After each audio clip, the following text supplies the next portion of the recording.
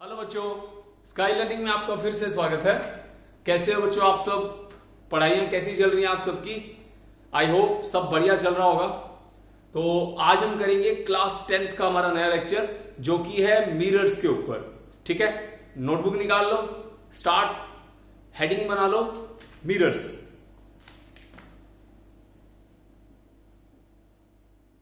Mirror क्या होता है बच्चों? शीशा। ठीक है, शीशा बोलते हैं इसको। लुकिंग ग्लास हो गया जैसे हमारा, ठीक है, इस तरह की चीजें। तो मिरर बच्चों क्या चीज होती है? एक ऐसा सरफेस होता है जहां से लाइट मैक्सिमम रिफ्लेक्ट होगी चली जाती है, उसको हम मिरर बोलते हैं। ठीक है, जिसमें हम अपनी इमेज देख सकते हैं, अपने आप को देख सकते हैं।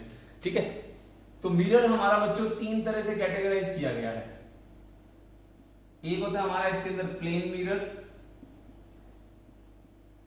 और एक होता है इसके अंदर कॉन्वेक्स मिरर, और एक होता है कॉनकेव मिरर। ठीक है, तीन तरह का मिरर होता है, plane mirror, convex mirror, concave mirror. हम आज डिटेल में ना प्लेन मिरर पढ़ेंगे। ठीक है, इन दोनों के बारे में थोड़ा बहुत इंट्रोडक्शन कर लेंगे। तो प्लेन मिरर बच्चों क्या होता है? एक फ्लैट सरफेस होता है। ठीक है, फ्लैट सरफेस, एक फ्लैट सरफेस होता है, और फ्लैट रिफ्लेक्टिव सरफेस ऐसे बोलते हैं, flat reflective surface. Convex mirror कैसा होता है हमारा? कॉन्वेक्स हमारा ऐसा होता है, आंख के जैसा। हमारी आंख कैसी होती है? आई कॉन्वेक्स, बाहर की तरफ, बल्जिंग आउटसाइड। तो ये हमारा कॉन्वेक्स मिरर होता है। यहां से रेज जाती हैं, इस तरह से डाइवर्ज होती हैं, तो इसको हम डाइवर्जिंग मिरर भी बोलते हैं। ठीक है,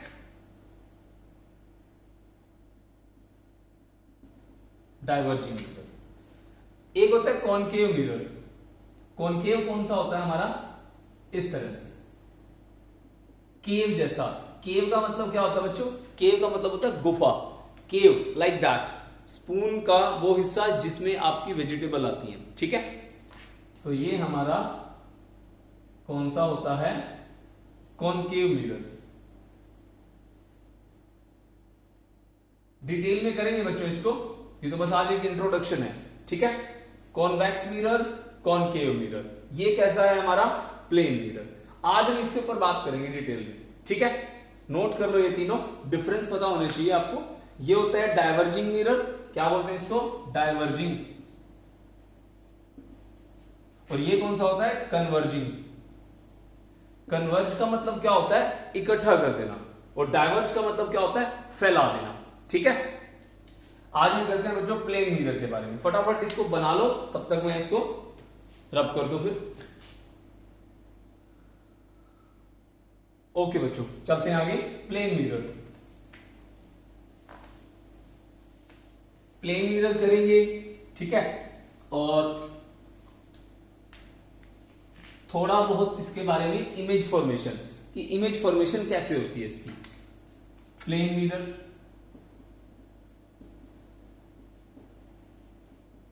प्लेन मिरर क्या होता है? अ फ्लैट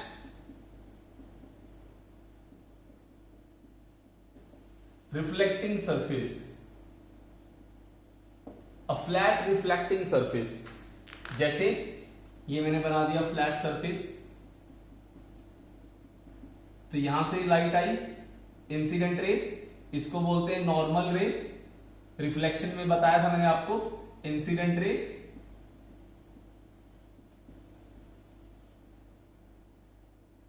नॉर्मल रे, और ये कौन सी है? Reflected ray. और बच्चों ये वाला एंगल कौन सा होता है? आई एंगल। ये वाला कौन सा होता है? R angle. ठीक है, ये तो जस्ट मैंने आपको बताया है कि प्लेन मिरर जो होता है वो इस तरह से दिखता है और इस तरह से लॉज ऑफ रिफ्लेक्शन को ओबे करता है। ठीक है, तो प्लेन मिरर बच्चों यूज कहां कहां होता है? इसका यूज कहां कहां करते हैं? देखो आप इसका रियल लाइफ एप्लीकेशन देखो। हम डेली सुबह तैयार होते हैं, अपने आप को देखते हैं मिरर के अंदर, तो लुकिंग ग्लासेस में इसका यूज होता है। दूसरा इसका यूज होता है सेफ्टी पर्पस के लिए, सेफ्टी इंडस्ट्री में इसको यूज करते हैं। जैसे आप लोग कभी मॉल में गए हो, ठीक है, आप मॉल में जाते हो, तो मॉल में देखा है आपने गाड़ी की चेकिंग कैसे करते हैं? वो एक जो सिक्योरिटी गार्ड होता है उसके पास एक हैंडल होगा, एक वाइपर की तरह होता है, एक नीचे ट्रॉली होगी, उसके ऊपर एक शीशा रखा होता है जो गाड़ी के नीचे लेके जाता है और चेक करता है कहीं बॉम्ब बॉम्ब तो नहीं लगा रखा। ठीक है, तो सेफ्टी इंडस्ट्री में इसका यूज किया जाता है। क्लियर है? बाकी इसको कई जगह कर सकते हैं, शेव भी कर सकते हैं, इसके अंदर मेकअप भी कर सकते हैं, बट कैटेगरीज के लिए अलग अलग बना दिया। ठीक है, जैसे कॉनकेव मिरर को यूज करते हैं शेविंग के लिए और मेकअप मिरर के लिए यूज इसको भी कर सकते हैं, इसमें क्या दिक्कत है? प्लेन मिरर भी यूज कर सकते हैं, ऐसा कुछ नहीं है। आप लोग शेव करते हो, मान लो आप लोग तो क्या करते हो, फादर, ठीक है, बड़े भाई वो शेव करेंगे तो कैसे करते हैं? कोई कॉनकेव मिरर तो नहीं देखते ना, किसमें देखते हैं? प्लेन मिरर के अंदर, जो हमारे घर में नॉर्मल लगा होता है। समझ में आ गया? ओके, आगे चलते हैं बच्चों। अब अगली चीज इसके अंदर क्या है, हम बात करते हैं इमेज फॉर्मेशन की। इमेज कैसे बनती है, बहुत इंपॉर्टेंट है बच्चों, इमेज फॉर्मेशन।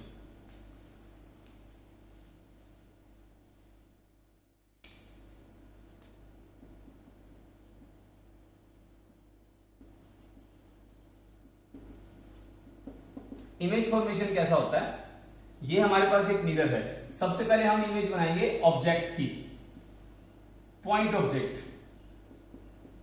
पॉइंट ऑब्जेक्ट क्या होता है? ये बिंदु, ये डॉट, इसको बोलते हैं पॉइंट ऑब्जेक्ट। इसकी इमेज बनानी है बच्चों। ठीक है, ये हमारे पास मिरर है, तो यहां से इसका जो डिस्टेंस है, मान लो इसका डिस्टेंस 20 सेंटीमीटर है, तो आपको इसके परपेंडिकुलर 20 सेंटीमीटर बनाना है। ठीक है, इसको देख लो, ये इतना है तो ये इतना यहां तक हो जाएगा।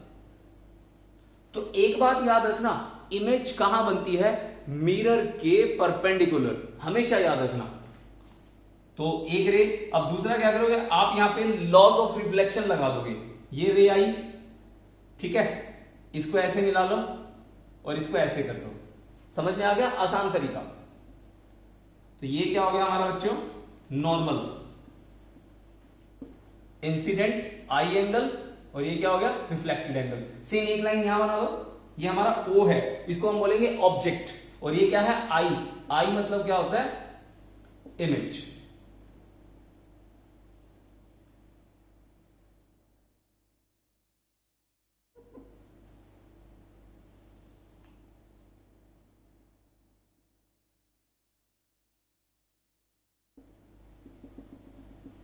ठीक है, ये W जैसा बन गया।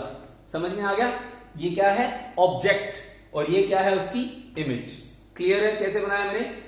ऑब्जेक्ट की दूरी जितनी बाहर है उतनी शीशे के अंदर होती है। इसकी खास बात क्या होती है? ऑब्जेक्ट का नेचर, सॉरी इमेज का नेचर, इमेज नेचर कैसा होता है? इसका इमेज का nature virtual and erect. Virtual and erect. Virtual का मतलब क्या होता है? आपको ये मार्कर कैसा लग रहा है? सीधा। ये कैसा है? उल्टा। इसको बोलते हैं वर्चुअल, इसको बोलते हैं रियल। ठीक है, जैसे आप योगा करते हैं, योगा में क्या होता है? सिर नीचे, टांगे ऊपर, शीर्षासन जिसको बोलते हैं, वो कैसा होता है? अगर इमेज की बात करें तो शीर्षासन जो होता है वो रियल इमेज जैसा होता है। समझ में आ गया? रियल इमेज कैसी होती है? उल्टी। और वर्चुअल इमेज कैसी होती है? सीधी। इसको क्या बोलते हैं? इरेक्ट। समझ में आ गया? रियल उल्टी, वर्चुअल सीधी। क्लियर है? याद रखना इस चीज को। तो प्लेन मिरर हमेशा हमारे को क्या देता है? Virtual image. और इसका साइज कैसा होता है? साइज ऑफ इमेज कैसा होता है? Similar to the object, object के जैसा होता है। समझ में आ गया? ओके, आगे चलते हैं। दूसरा है बॉडी का डायग्राम। अगर हमें किसी बॉडी का बनाना हो, बॉडी का मतलब देखो पॉइंट क्या होता है? ये मैंने डॉट लगा दिया, दिस इज अ पॉइंट। ये पॉइंट है बच्चों, इसको बोलते हैं पॉइंट ऑब्जेक्ट। ये क्या है? मार्कर। मार्कर क्या है? एक बॉडी है। क्लियर हो गया? पॉइंट का मतलब जिसकी लंबाई, चौड़ाई, ऊंचाई कुछ ना हो, और बॉडी का मतलब क्या होता है? जिसकी लेंथ हो, ब्रेड्थ हो, हाइट हो, व्हाटएवर। क्लियर हो गया? नोट करो इसको फटाफट। ओके, नेक्स्ट है इसके अंदर दूसरा रे डायग्राम। किसका? बॉडी का।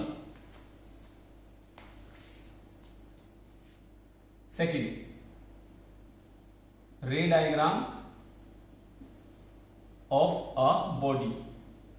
बॉडी मतलब मैं एक लाइन लगा दूं यहां पे, ये मैंने एक लाइन, ये एक मिरर है बच्चों, यहां पे मैंने एक ऑब्जेक्ट बना दिया। ये ऑब्जेक्ट है, इसका नाम है AB।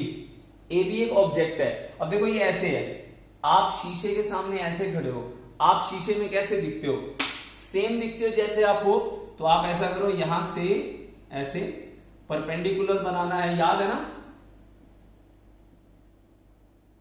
और एक बात याद रखना, जो हमारी इमेज होती है वर्चुअल जो इमेज होती है वो कैसी होती है? Dash dash. याद रखना, सॉलिड लाइन मत लगाना बिहाइंड द मिरर, ठीक है? ओके, थोड़ी टेढ़ी हो गई, चलो ठीक है, मैनेज कर लेना। स्केल से बनाओगे ना जब आप, बिल्कुल सीधी बनेगी, परपेंडिकुलर, ठीक है? परपेंडिकुलर। चलो मैं कोशिश कर लेता हूं, ये लो, अब ठीक है, काम चल जाएगा। थोड़ी सी नीचे, चलो क्लियर है? जितना डिस्टेंस ये उतना डिस्टेंस ये। अब एक लाइन ऐसे लगाओ सिर से, ये इसका सिर है, ये सिर है, तो सिर को यहां से मिलाओ सिर से, तो सिर को सिर से मिलाया, मतलब रे को ये ऐसे गई। क्लियर है? उसमें डब्ल्यू बना था, यहां भी डब्ल्यू जैसा बनेगा, ऐसे। इसको यहां से मैच करो, ये गया ऐसे। एरो लगाने हैं, रे गई, रे उधर गई, रे इंसिडेंट, रे रिफ्लेक्शन। क्लियर हो गया? नाम ए बी है, इसका नाम लिख दो ए डैश बी डैश। ये क्या है बच्चों? इमेज, और ये क्या है? ऑब्जेक्ट। क्लियर हो गया? समझ में आ गया? एक और करेंगे, एक होमवर्क दूंगा, ट्राई करना आप इसको, ठीक है? मिटो रहा हूं बच्चों, इसको फटाफट नोट कर लेना इसको। वीडियो में तो कर ही सकते हो, इसको बैक कर लेना, ठीक है? पोज कर लेना, आराम से बना लेना। ओके, आगे चलते हैं। तीसरा रे डायग्राम है हमारा इसके अंदर। थर्ड में आपा क्या करते हैं बच्चों? मैं मिरर को ना ऐसे रख देता हूं टेढ़ा, ये मिरर है, देखे ना नाई की दुकान में ऐसे टिल्ट लगे होते हैं, समझ में आ गया? कभी किसी शॉपिंग मॉल में या कहीं भी किसी शॉप में, किसी शोरूम में आपने देखा हो, डिजाइन के लिए शीशे ऐसे उल्टे लगा देते हैं, तो इमेज कैसी बनेगी वहां पे? ये ऑब्जेक्ट है बच्चों, ये ऑब्जेक्ट है, तो इसकी इमेज कैसी बनेगी? शीशे के परपेंडिकुलर।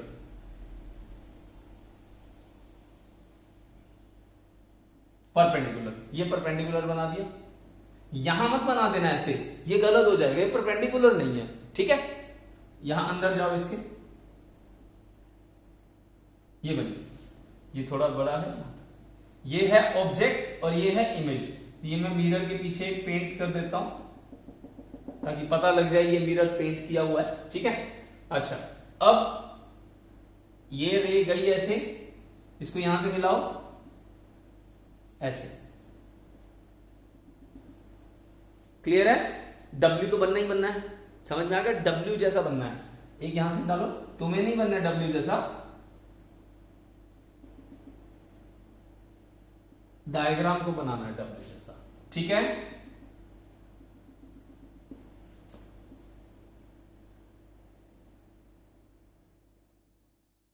लो, क्लियर है? जो पिछला रे डायग्राम बनाया है ना आपने, कॉपी को उल्टा करके देख लेना अगर आपने बनाया है तो, ठीक है? ऐसे देख देख के टाइम पास मत किया करो, इसको जो करवा रहा हूं ना इसको लिखा करो, जितना बनाओगे उतनी प्रैक्टिस होगी, ठीक है? ओके, अगला एक होमवर्क दे रहा हूं, ट्राई जरूर करना, अगली नेक्स्ट वीडियो में उसका आंसर बताऊंगा नहीं, ठीक है?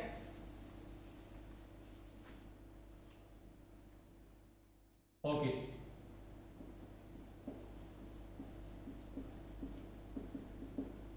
ये मिरर है बच्चों, ये ऑब्जेक्ट है, यहां ऑब्जेक्ट है, ये रे डायग्राम बनाना है। आगे शीशा नहीं बनाना, शीशे को आगे नहीं बनाना, ठीक है? पेन अपना है मानता हूं, बट डायग्राम अपना नहीं है, एग्जाम में आ गया तो नंबर नहीं मिलेंगे। इसका इमेज फॉर्मेशन करना है, कहां इमेज बनेगी। क्लियर है? समझ में आ गया? नोट करो इसको। एक छोटी सी चीज और करेंगे, एक क्वेश्चन है कि अगर मिरर को हम लोग, दो मिरर को अगर हम किसी एंगल पे लटकाते हैं या रखते हैं तो ऑब्जेक्ट जो है उसकी कितनी इमेजेस बनती हैं? तो आप ऐसे कह सकते हो मल्टीपल इमेजेस या नंबर ऑफ इमेजेस। हेडिंग डाल लो, मल्टीपल इमेजेस या नंबर ऑफ इमेजेस। इसको नोट कर लेना, ठीक है। तो ये होमवर्क है बच्चों, आपका इसको ट्राई करना है। मल्टीपल इमेजेस,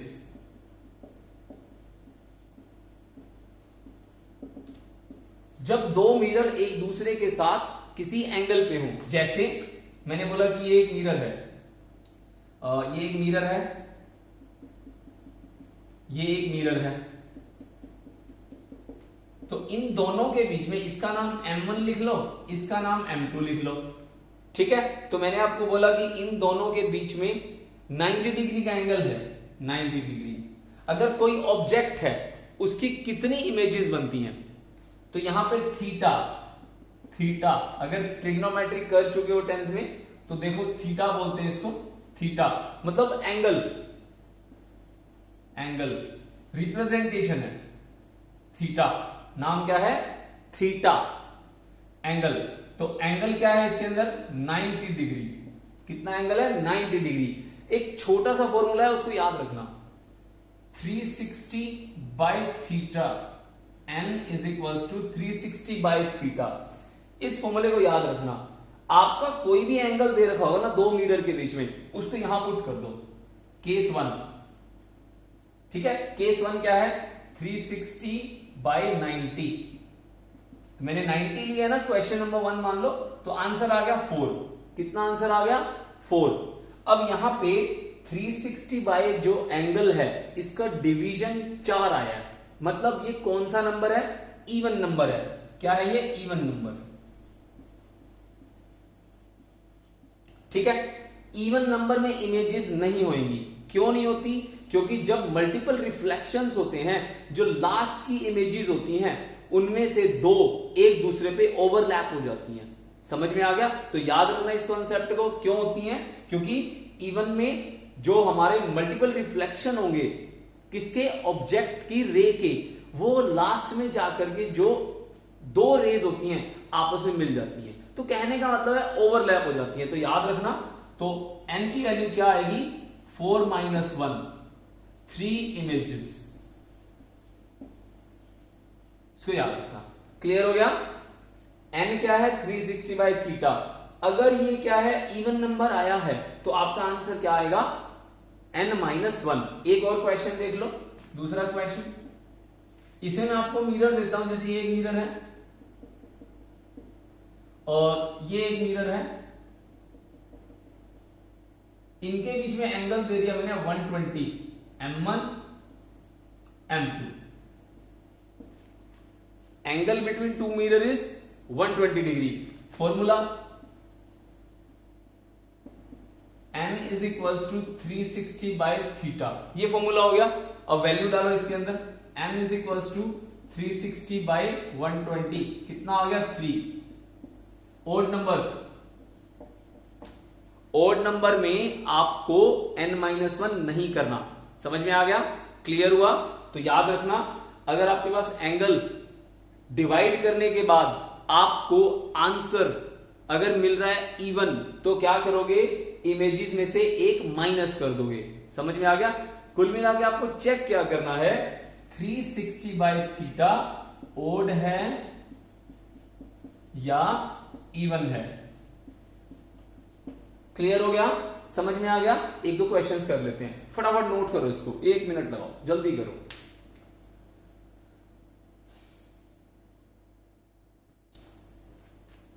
स्क्रीनशॉट लो, ठीक है, या पोज करो और इसको नोट करो अगर नहीं किया तो, ठीक है। मैं इतना आगे चलता हूं।